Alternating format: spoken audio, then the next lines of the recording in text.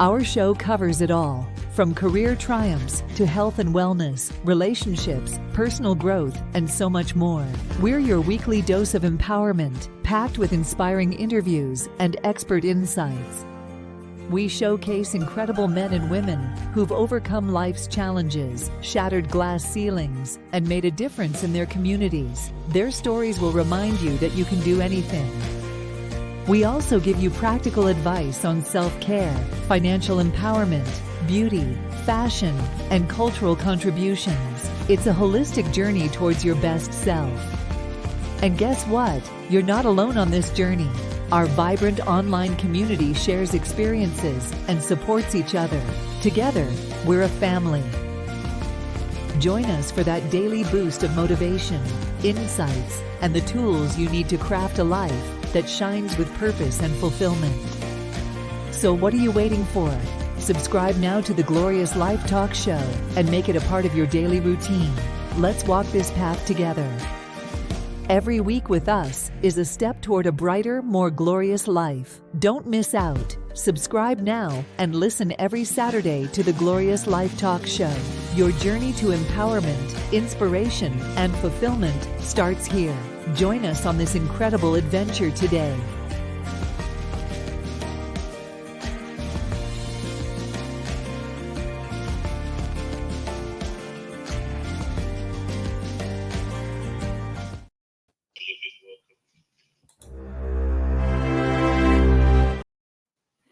Yeah, good evening.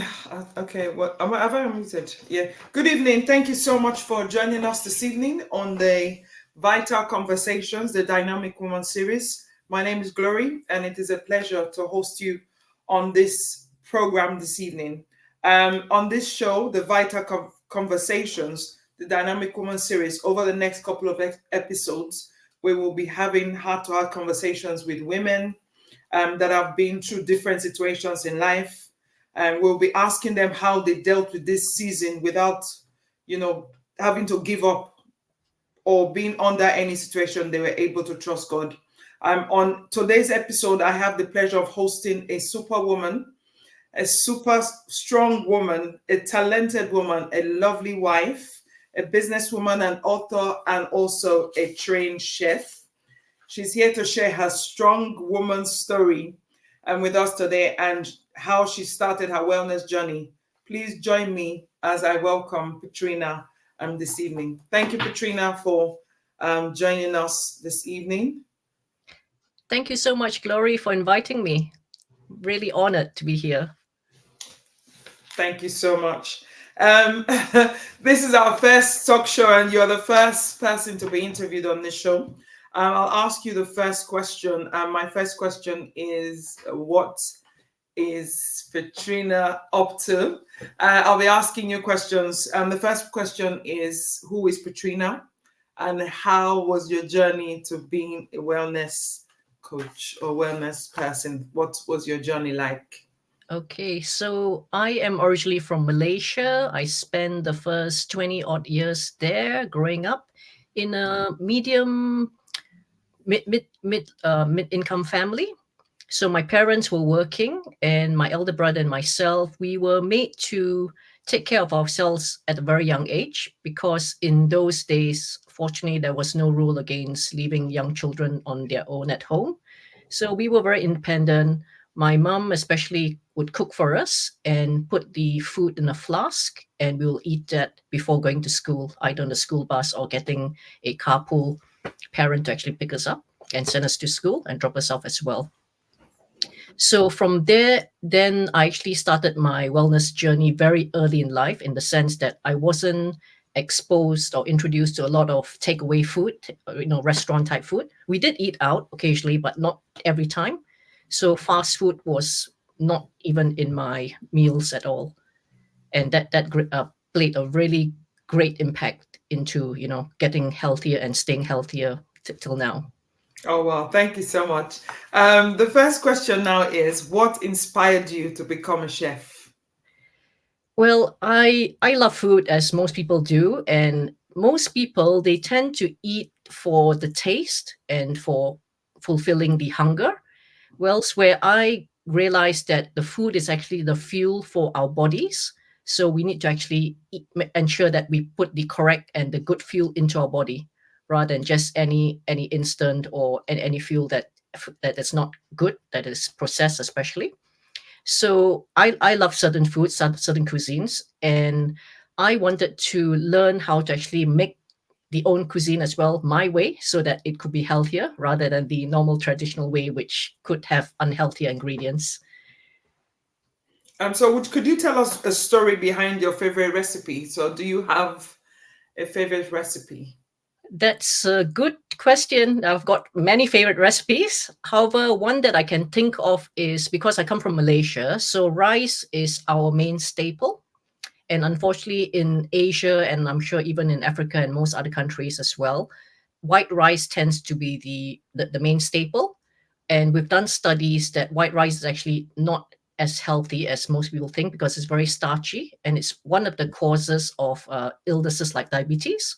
So for me, I've actually designed a recipe made from brown rice, red color rice, and also wild rice, which is a blackish type rice, long grain blackish rice, normally from Canada. So I made a recipe based on that. I've put various herbs, various vegetables, and I've always serve it to my guests, and they're always amazed. And these are actually people who love white rice, and they say they can't change because they just don't want to change. And when I serve it to them, they have second helpings. So I know that they are not just, saying that it's nice because of being polite. Wow. Thank you so much for sharing that. With regards to white rice, I know that that's quite popular for us, as Africans, we love to eat our jollof rice. So do you think that brown rice will be good enough to cook the jollof rice, for example? Yes, I've cooked jollof rice, the rice and peas with brown rice. I've done biryani, which is a very popular rice dish in the Asian community, with brown rice as well, and the red and wild rice as well. And everyone has eaten it, and I've not had any like negative comments. And the best people who actually test the food on is actually children, because children, they are so upfront. They will never lie to you. If it's lousy, they'll just say, oh, they can't eat it. But I've had children just put in front of me and just been given the food, and they've loved it as well. Wow. Have you had any challenges, being a chef and, trying out these new meals? Are you thinking of opening a restaurant one day to have this special meals being served at that restaurant? Well, I think restaurant, probably not, but I never say no. We never know, how it goes. Perhaps maybe on a smaller scale, like a self catering, I might do that in future. What I did a few times is actually catered for some people's parties, home parties. So I've actually cooked for as many as about 40 attendees. Mm-hmm. Yeah, it was a lot. Yeah. Wow. That is so nice to hear that, you can use wild rice and brown rice to make jollof rice and rice and peas. That's really interesting. Because I know many people, when we try to tell them, change your meals, don't eat rice, they're like, oh, what am I going to eat? Because that's obviously one of the popular dishes that we normally eat growing up, and we've obviously continued to eat that. So my next question is, can you explain to us what iridology is and how does that work? Okay. Because that's something new. Because obviously before I came to visit you, I never knew about it. I never heard about it before, never seen it before. So just give us a brief summary or just some sort of explanation, so that if somebody that's watching this video is able to know what it is. Yeah. So iridology, I'm sure most viewers would have heard of the hand reflexology, where you can actually tell the various markings in the body based on the palm, readings of the palm, and also there's the foot as well. You can actually tell that as well. So similar to the hand or the foot reflexology, iridology is the study of the colored part of the eye, which is the iris. And most of us have either brown eyes or blue eyes or green eyes. And from there, we can actually see the weaknesses or potential weaknesses in various parts of the body, the key organs especially, even before the symptoms arise. So it's like a very nice, non-invasive health check tool. And I just want to share as well briefly, this is the chart that we refer to, it's iridology chart. So there's the left eye and the right eye here. And all the various markings around the clock. You can actually see links to various parts of the body. How it started briefly is, if you know the animal, the bird, the owl, they've got very big eyes.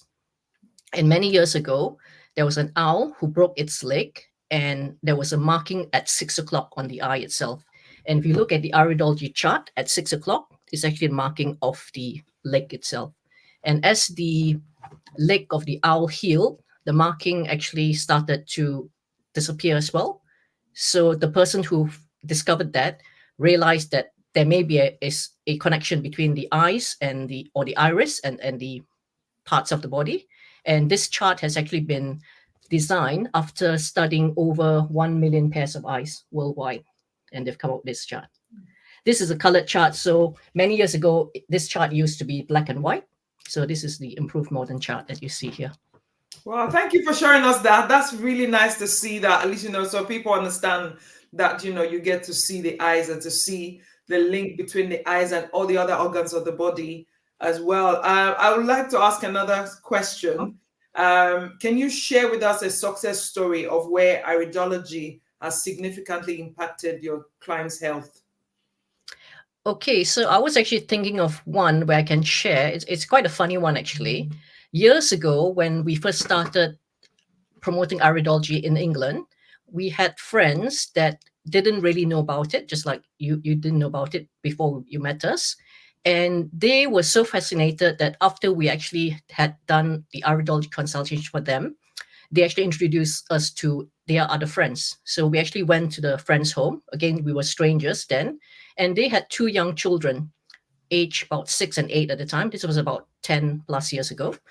And the parents, when my husband Ronald actually saw the girls' eyes, because they were English, he told the parents, your children's eyes are currently green, but they should really be blue. And the parents actually said, no, we know our children. They've always had green eyes. Fortunately, we met in the house. So I went to the living room and they had a nice portrait, family portrait that was taken a few years ago. And I showed the parents, I said, can you see this photo, the portrait of the photo? Your children's eyes are blue. So even the parents over the years had forgotten what color their children's eyes were. And this was because as the children progressed in age, they were introduced to various things, toxicity and all that. So the toxins actually changed the colors of the eyes as well. Wow. So your scan would be able to detect if somebody's eye color changed from the original color to a different color? Yes. Wow. So were you able to, give them products to help them change it back to the original color? Yeah, yes, definitely. So we put them in a, wellness program, and obviously they got healthy as well. And it was a good age because at the age of 6 and 8, the children are still growing. So it's a really good time for them to actually have that base. I mean, I wish I had that sort of knowledge when I was, that age. Wow. So what types of health issues can iridology detect, in terms of, people that health issues generally? The most common health issues would be things like diabetes. We can't actually confirm that it's diabetes, but we can actually tell that the blood sugar may be high. And when we see the markings in the eye, or rather the pupil itself, then we will recommend that the person goes for a blood test to actually check the blood sugar readings as well. And we've also spotted things like cancer or potential cancer. Again, we can't confirm that it's cancer, but if we see unusual markings in the eye, then we will tell the person there may be a high potential that there could be cancerous issues. So we'll actually recommend for them to actually also have a health check as well. And skin problems are very common, digestive issues especially, because it's all about what we eat. Most of the time it's what we eat as well. So are you saying that eye problem, skin problem, any kind of problems linked to the eyes? Yes. And can be detected from the eyes? Yeah. Wow, that's really interesting to know. My next question with regards to iridology is, what are the misconceptions about iridology? Do you think that people believe that it works, or you think that people are not really sure, they don't really believe it? Many times when people use technology and people don't really believe this thing, they say, oh, he's not sure. Why the NHS doesn't tell us about this? Why can't my doctor say this to me? Why are you telling? So what are your experiences with regards to misconceptions? Yes, again, this is also because we are sort of like competing for customers in a sense. So what happens is the modern world has turned to going to sort of like instant relief and instant solutions. What we normally say is that when someone is ill, it's like when your vehicle breaks down and you haven't serviced it for like 30 years, for example, then it's bound to break down because you haven't changed the oil, you haven't checked the carb tire pressure, you haven't, serviced the engine itself. So when we get ill, be it even a little cold, flu, or some other more serious disease, then you have to remember that this disease has actually taken time to develop in the body. It's not happened overnight. Many people, who have got, say, like cancer, they said, oh, it's just happened overnight, it's just happened a few months. But we've done cases in iridology where we've actually saved people's lives because we've spotted the potential of cancer as much as over 10 years before they got cancer.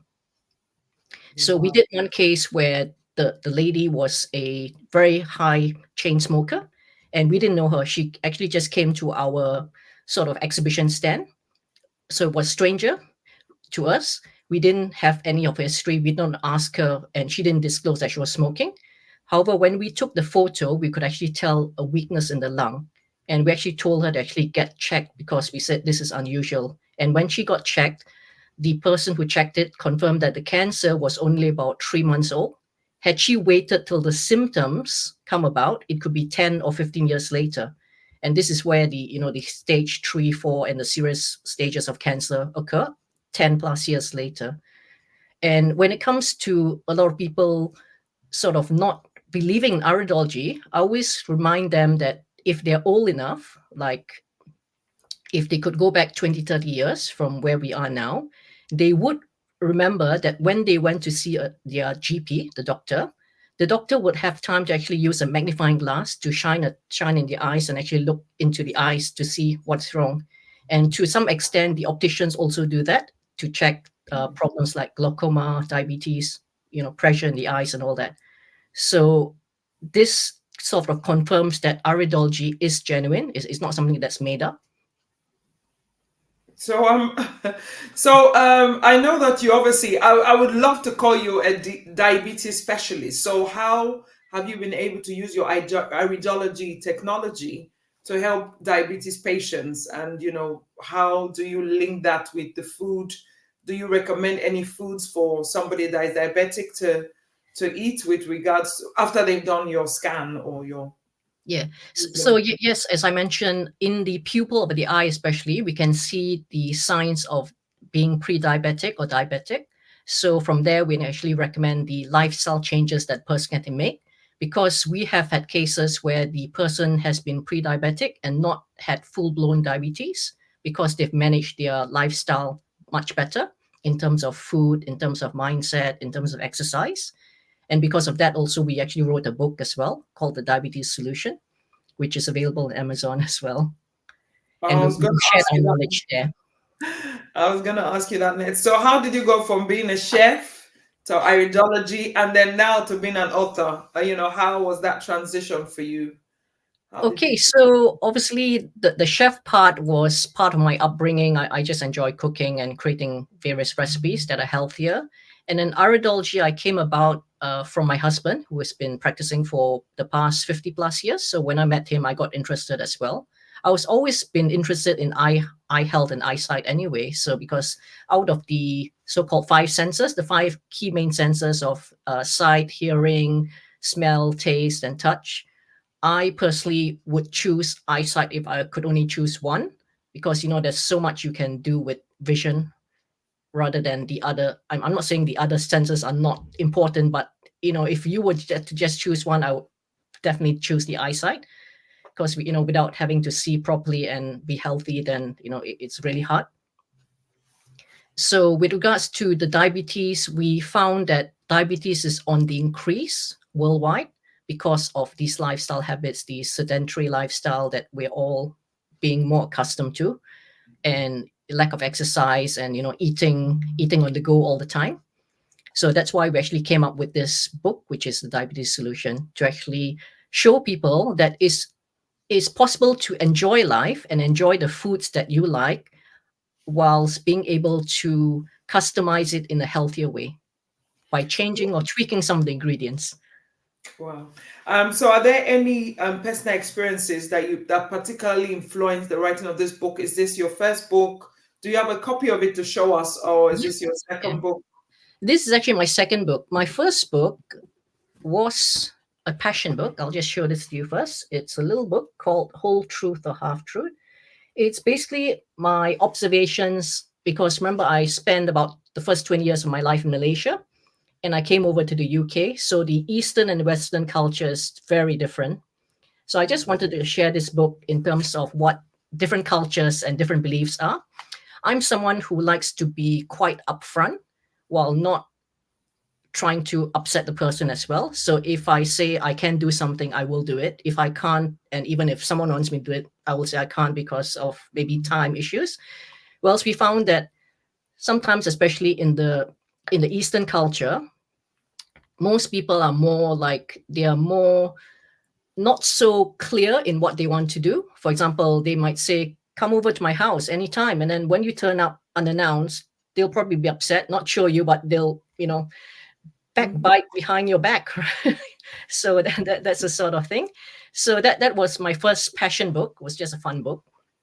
And the examples that I share, I'm sure the readers can resonate with it. Lots of examples from my childhood days and life and all that.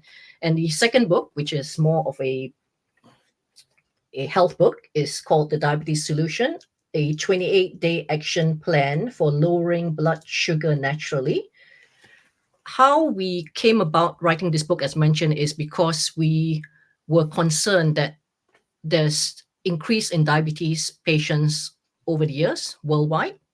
And we wanted to also say that it's not going to be a solution that you can just say, hey, I've got diabetes, let's fix it within 24 hours or a week.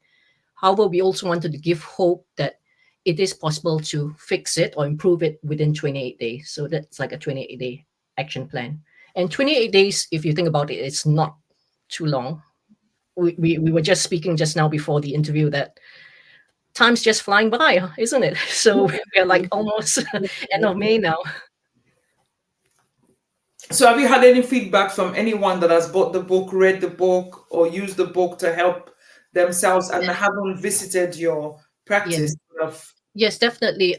The main feedback we've had is obviously when we wrote this book, I ensured that the font was a lot larger compared to my first book. My first book, due to lack of experience, you'll see the font is really tiny. So you need a bit of, better eyesight to read it well. This one was a lot larger. I've also put in chapter 8 recipes that you can follow here as well. So it's not really just a book that talks about how to, prevent diabetes by exercising or whatever. It's actually practical examples of what exercises you should do, the mindset you should have, and even the recipes. Some of my recipes are there in this book. Wow. So these recipes, are they only for people that have diabetes, or anyone can? No, anyone. Because like I said, even this book is not only aimed for people with diabetes, it's aimed for people who also want to prevent diabetes or even just live healthier lives. And so where can we get this book to buy if anyone is thinking of buying the book? So both books are available on Amazon. You can see here. Both books are, you can just search for my name and then you'll actually see both books coming up. All right, thank you so much. So my viewers, you know that Patrina's books can be found on Amazon. So please, after the show, go to Amazon and order the book. I think I'm definitely going to get the second one, the Half Truth and the Whole Truth. I have already read the Diabetes 28-Day Plan, and it's a fantastic book for anyone that would like to improve their health. I think it's a book that I will recommend any day. I know Patrina, and I've been speaking to her for a long time, so I understand how these things work. So my next question to you is, what was the writing process like for you? How long did it take to write the book? So are you referring to my first book or the second book? The second book, sorry. Okay. That's right, yeah. So just to give you an idea, the first book, believe it or not, it was already 90% written for like about 10 years. You wouldn't believe it. I just did not get it out because I didn't have a clue. So with the second book, obviously I had, a lot of more experience. So I actually got this out, written, published, and everything in 8 weeks, 2 months, exactly 2 months, 341 pages. It was stressful though. Wow. So, did you write everything yourself, or you got help from someone? Did you proofread it yourself, or Yeah, how was most the of process? it was written by myself. I got Ronald to proofread it, and then obviously I got a friend to help me publish it as well. Wow. Thank you so much for sharing your experience this evening. So how would we incorporate the principle of iridology into our cooking or into your cooking? How have you been able to incorporate that into your cooking? So what it is when, because we all come from different cultures and different upbringings, most of us have the belief that whatever our elders have taught us or shown us in terms of how to cook is the best, and because it probably tastes good as well, we've carried on liking our personal cultural food. However, when you have an iridology consultation and when we show you how your health is, the state of your health is, it may actually make you wake up and realize that, with all due respect, your parents, your elders may have taught that they taught you the best way. However, some of these cultural things that we've learned may not be the best. It applies to me as well. I come originally from Malaysia, as I shared, and there's a lot of white rice going around, and I've had to just make the switch to keep myself healthier. Even when I meet family now, and despite me sharing with most of them are still not following what I teach, and they're still eating the white rice. So when I go out with them, they just make the comment, why aren't you eating rice, and why are you eating these dishes? They can't taste nice without the rice. And I said, I'm doing fine just with the dish alone. So I could eat a soup, like a chicken dish without the rice, and it's fine. It's just a matter of getting used to it and making that little step. I often give this example to people who say, oh, I can't be sociable because my friends, my family will laugh at me because I'm making those changes. However, I just said that, we're all made to respect other people's beliefs, other people's upbringings. For example, if someone was vegetarian, we wouldn't force them to eat meat. We'd respect that. Or if someone was fasting for a week, a month, or a day, we won't force them to eat during their fasting time. So why can't these same people who expect us to respect their beliefs respect us as well when we say we're not eating certain dishes? So you just need to overcome that as well. We respect them while they are fasting, while they're not eating certain foods. They should respect us as well. It has to be reciprocal. Wow, wow. Thank you so much. You shared so many powerful nuggets with us this evening. Can you share a personal experience of how or a challenge that you've had and how you've had to overcome it for, women that are thinking, this woman has written 2 books, she's doing well, she's got a business, she's a chef. Tell us, any challenge that, you've experienced and how you've had to overcome it. I know that you've obviously come from abroad, coming to live in a different country. But yes.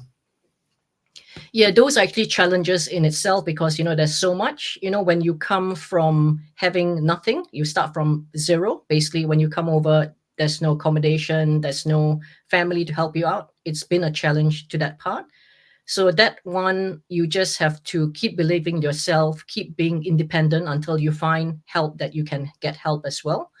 Because if you start feeling sorry and saying, oh, I've come from nothing, I don't have a house, I'm renting, for example, then if you keep having that sort of what we call the victim mentality, or the sorry state or the lack mentality, then you will carry on having that lack because it's in your mind. Whereas if you keep being focused and keep looking and working towards the goal that you want, then you will overcome it. I've proven it myself, because I've come from overseas as a single person, and I've worked my way up. It's not been easy, it's been challenging, but when you look back, you're just amazed how much you've achieved. When at the time of going through those hurdles, you sometimes wanted to give up, and you sometimes thought you'd never make it. And so, what advice would you give to any woman that is facing a tough challenge in their lives and, are thinking of starting their own business? Because I know obviously you have your own business now.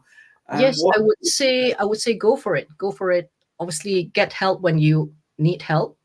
Don't be too shy or too embarrassed or too proud to ask. There are people like me, for example, who have done it and survived. And you can too. You just have to seek help. There is help around, be it from either social media, from books, from friends, family. And also just remember that whatever you want to do, not everyone will support you. Everyone has their own goals, their own beliefs, their own mindset.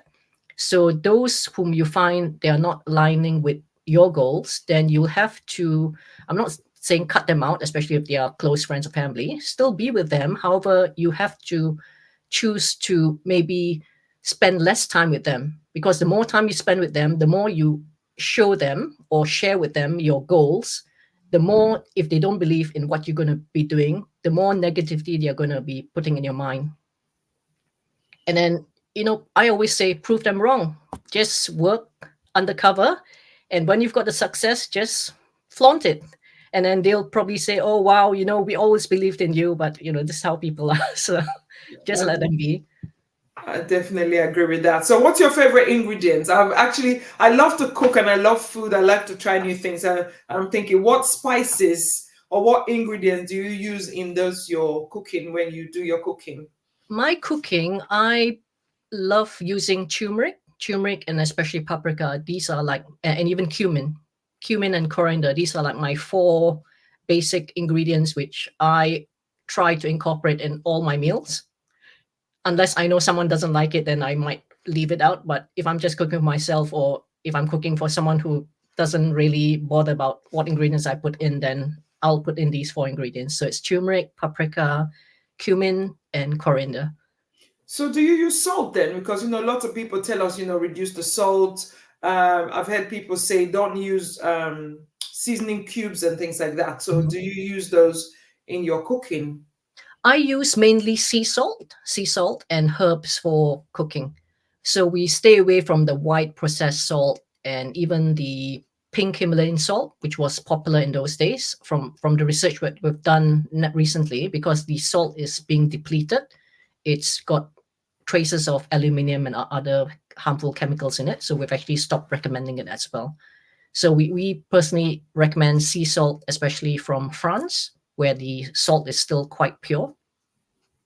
Wow, And that's obviously herbs give a lot of taste flavor as well. You can use things like mint, like I said, coriander has particular taste as well, and things like chives. We've got even something called garlic chives, which you can find in the fields as well. It only grows a certain time of the year, so if you ever go to like the parks, you'll find it growing there. And these are all things that will flavor the food naturally. So when you're not cooking, writing, or doing your iridology, what do you enjoy doing? When you're not doing any of those things that we've been talking about. Yeah, I enjoy just sitting down, either reading a good book or a chapter of a good book, or even a few pages of a good book. I've actually supported quite a number of authors, because when you're an author, you tend to support other authors. So we buy their books, and somehow you don't have enough time to actually read everyone's book, so it's lying there on the shelf most of the time. So when I do get time, I've actually, whenever I'm traveling, especially I'm going for like staying overnight in a few days, I'll actually bring someone's book with me and actually read it. And I've actually done it where I've actually managed to read the entire book in a night, because you just have the spare time. And apart from that, I like watching movies as well, some good comedy movies, just to relax the mind as well. So what book are you reading at the moment? At the moment, I'm reading a compilation of stories written by various authors. So I've actually just ordered it. There's one coming out just today itself. So I've ordered that one. So it's compilation of it's a books that have been co-authored by various authors itself. So instead of them writing the whole book, they've actually jointly written a book, and they've each written one chapter of their lives. So I'm actually looking forward to reading that. Oh, wow. So do you like to share with us the title of that book or? It's actually, I think, going to be out tomorrow, and I can't remember. I think it's called Elite Sales, not mistaken. Okay.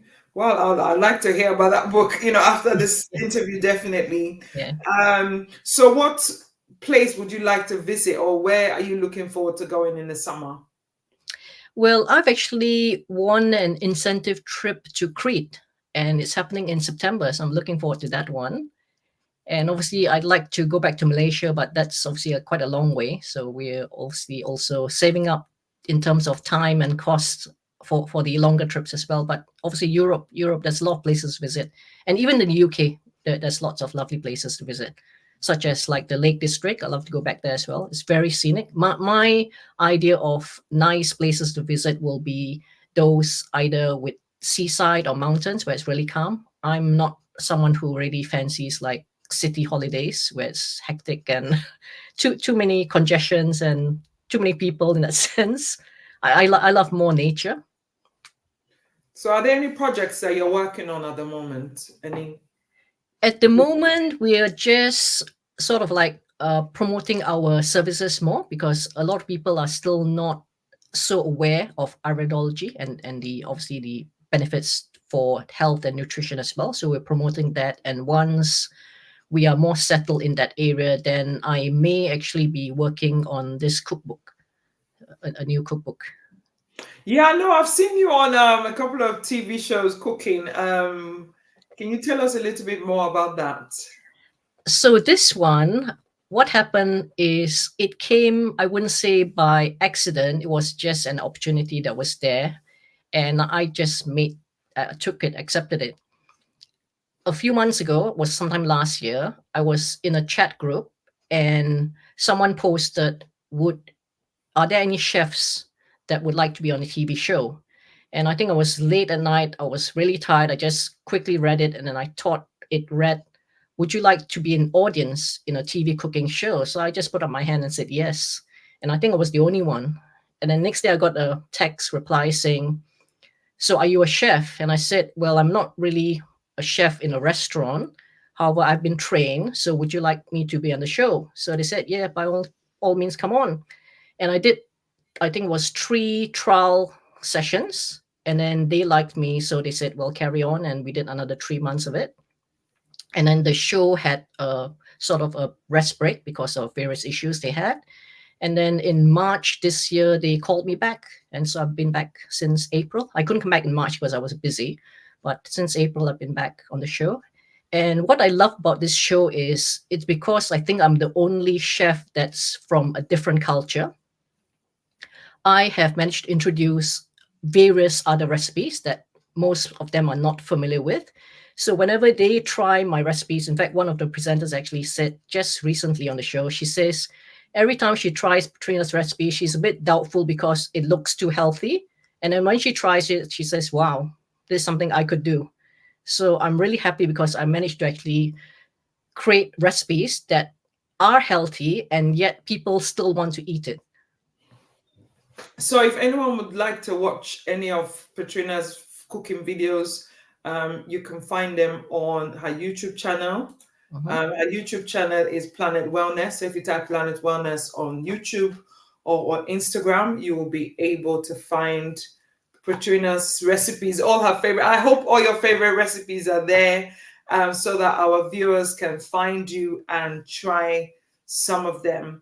I want to say a big thank you to Patrina for coming to us this evening to speak to us about her experiences and also the challenges that she has experienced as a woman. And she is definitely a strong woman, a dynamic woman. I would like to call my viewers, my clients, and also the women that I come in contact with, I like to use that word dynamic.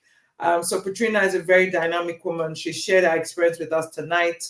So we're looking forward to bringing her back again to answer more questions, maybe this time just about the food and how we can use food to help diabetes or to prevent diabetes. So Patrina, I want to say thank you for your time, for answering our questions this evening, and also for being my first guest on this show.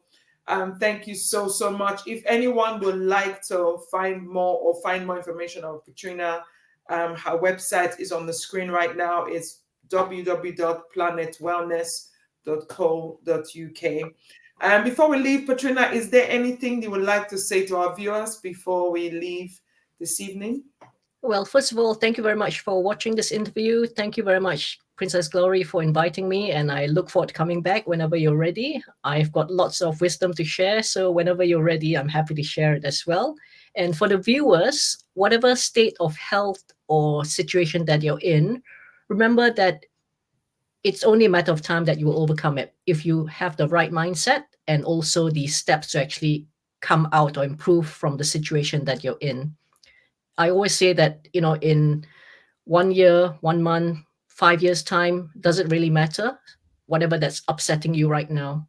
I too have to remind myself sometimes when I go through a difficult situation, a challenging situation, or something that maybe perhaps someone in their very bad day has said negatively to me, some mean word or something. You just have to learn to let go as well, because if you keep harping on those negativity, then it's going to affect you more. You're probably going to forget about what nastiness was done to you in a year's time. Maybe you might remember, but the feeling won't be as strong after a year. So just let it be and go with the pace of your life. And obviously never compare yourself with someone else as well. Do compare if it's going to help you to get to that stage where you want to be, the stage that you want to be at. However, never compare if you feel that someone else is doing better than you, because it's not going to be always the case. You may find times that there will be a time where you'll be doing better than them, and they may be looking up to you as well. So everyone's unique and everyone's beautiful. Just remember that. Yeah, thank you so much, Patrina. So the final word tonight is do not compare yourself. The Bible says this word, those that compare themselves with themselves are not wise. So thank you, Patrina, for leaving us with that very wonderful word tonight. Do not compare yourself with others. You're a strong woman, you're a dynamic woman, and you can do good with the resources that you have. Ask questions like you shared to us earlier.